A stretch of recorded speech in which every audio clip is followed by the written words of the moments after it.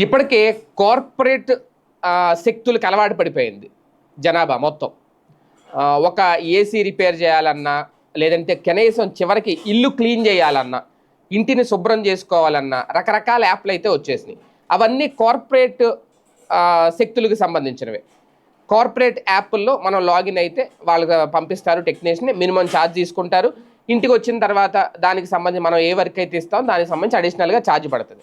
So ఇలాంటి నేపథ్యంలో కాకపోతే వాళ్ళ నుంచి సరైన రెస్పాండ్ ఉండట్లేదు, సరైన రెస్పాన్స్ ఇవ్వట్లేదు వాళ్ళు అనేది. తాజాగా విజయవాడ కరెన్సీ నగర్కి చెందిన రఘునాథ్ అనే వ్యక్తి ఇంట్లో ఏసీ పాడైపోతే ఇలాగే ఒక ప్రైవేట్ టెక్నీషియన్ అయితే పిలిచారట. 5 రోజుల తర్వాత వచ్చారట వాళ్ళు, పిలిచి తర్వాత ఏసీ ఇన్సైడ్ అవుట్డోర్ యూనిట్లో సమస్య ఉందని చెప్పి 3,500 వసూలు చేశారట. కానీ 3 రోజులకే మళ్ళీ అది పనిచేయలేదట. ఈ నేపథ్యంలోనే తాజాగా మెప్మా ఈ స్వయం సహాయక సంఘాలకు సంబంధించి ఇలాగ ఎలక్ట్రీషియన్ని, ఫిట్టర్ని, ప్లంబర్స్ని, ఏసీ టెక్నీషియన్స్ని రిక్రూట్ చేసుకొని హోమ్ ట్రయాంగిల్ యాప్ అనే ఒక యాప్ అయితే తీసుకొచ్చారు. దీని ద్వారా ప్రజలకు అందుబాటులో తీసుకొస్తున్నారు. ఈ నేపథ్యంలో సదరు రఘునాథ్ ఎవరైతే ఉన్నారో అతను ఈ హోమ్ ట్రయాంగిల్ యాప్లు సంప్రదిస్తే కేవలం 2 గంటల్లోనే ఇంటికి వచ్చి వాళ్ళ ప్రాబ్లం సాల్వ్ చేసి 2,000 రూపాయలు మాత్రమే తీసుకున్నారట. ఒక రకంగా ఇది అత్యుత్తమ సేవలు అందిస్తోంది నగరాల్లో. మెప్మా ఆధ్వర్యంలో స్వయం సహాయక సంఘాల సభ్యులు వారి కుటుంబ సభ్యులను సాంకేతిక నిపుణులుగా మార్చి వారికి ఉపాధి చూపిస్తోంది మెప్మా. ఆ నిపుణులు రాష్ట్రంలో మొత్తం ఇప్పటికే వేల సేవలు అందించి ప్రజల నమ్మకం చూస్తున్నారు. ఇంట్లో ఎలక్ట్రికల్, ఎలక్ట్రానిక్ గృహోపకరణాలు ఇలాంటివి, అలాగే ఏసీలు, ప్లంబింగ్, ఇవన్నీ కూడా ఏదైనా అతి తక్కువ ఖర్చులోనే పరిష్కారం చేస్తున్నారట.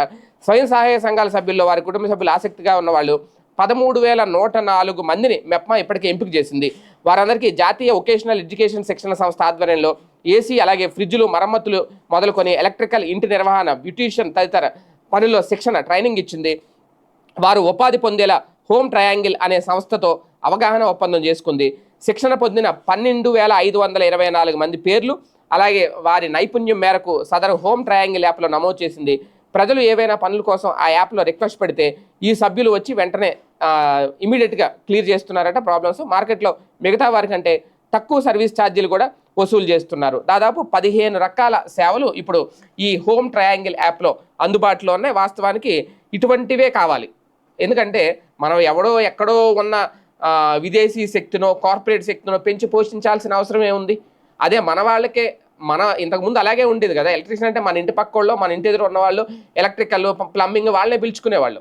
ఎప్పుడైతే వీటిల్లో కూడా ఈ కార్పొరేట్ శక్తులు దూరిపోయినాయో, ఎప్పుడైతే ఈ స్మార్ట్ ఫోన్ వచ్చి యాప్లకు అలవాటు పడ్డామో, ఇంకా ఆ ఇంటి ఎదురుగా ఇంటి పక్కన ఉన్న ఎలక్ట్రీషియన్ మనం చూడడం మానేసాం. ఆ యాప్లో బుక్ చేయడు, అవసరమైతే ఎంత కావాలో అంత పే చేయడు. ఇంటి క్లీనింగ్, చివరికి బాత్రూమ్ క్లీనింగ్ దగ్గర నుంచి ప్రతిదీ కూడా యాప్. వాడు ఎవడో తెలియదు, ఎలా వస్తాడో తెలియదు. దానివల్ల ఈ మధ్యన ఈ చోరీలు కూడా పెరిగిపోతున్నాయి. ఎవడో వస్తాడు, నేను ఫలానా యాప్ అని చెప్తాడు, యాప్ నుంచి వచ్చామని చెప్తాడు, తర్వాత ఏదో జరుగుతుంది. అందరూ అలా అని కాదు, ఎక్కువ శాతం దాన్ని అడ్డు పెట్టుకొని ఇలాంటివి చేసే వాళ్ళు కూడా ఉన్నారు. కానీ ఇలాంటి మెప్మా లాంటి సంస్థల ఆధ్వర్యంలో ఇలాంటివి కనుక జరిగితే ప్రజలకి వెసులుబాటు, అతి తక్కువ ఖర్చుకే వాళ్ళ ప్రాబ్లమ్స్ కూడా సాల్వ్ అవుతాయి.